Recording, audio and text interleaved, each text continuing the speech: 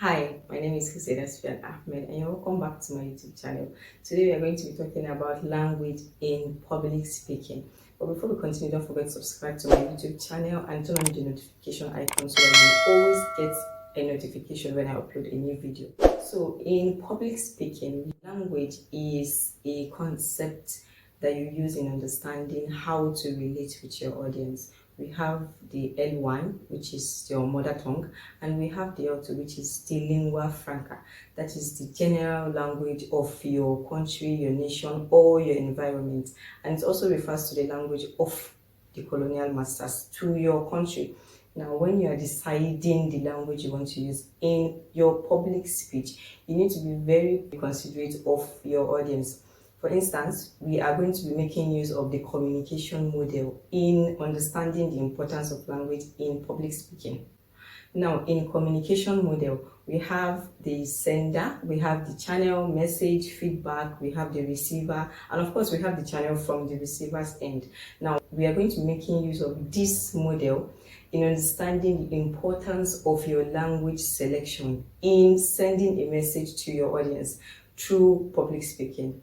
Now, in communication model, the first concept is the sender. Now, when a sender wants to send a message to his or her audience, he considers which language am I going to use, how do I relate with my audience, which language is my audience going to understand more, who are my target audience.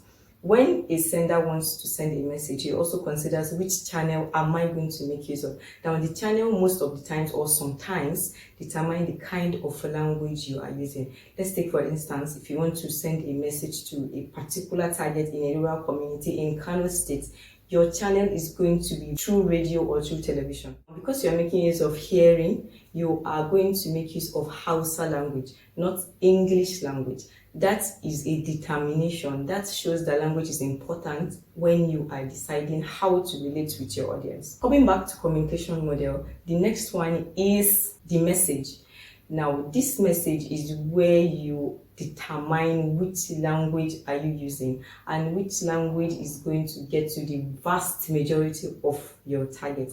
If your target are 70% of English speakers or 70% of English people, then it means you are making use of English language. If your target are not English speakers, then it means you are going to make use of the indigenous language your target is good with. The next determinant to understand the language is very important in public speaking is noise. When you send a message to a person or a group of people or an organization, the interruptions or the obstacles that you're going to experience in between are all called noise. Let's take, for instance, you want to send a message to a particular set of people and it's through the television. When you have interruption in your network, if you are connecting to internet, that is a noise. Internet is a noise. So noise can refer to any kind of obstacle or any kind of hindrance for you to receive a message fluently.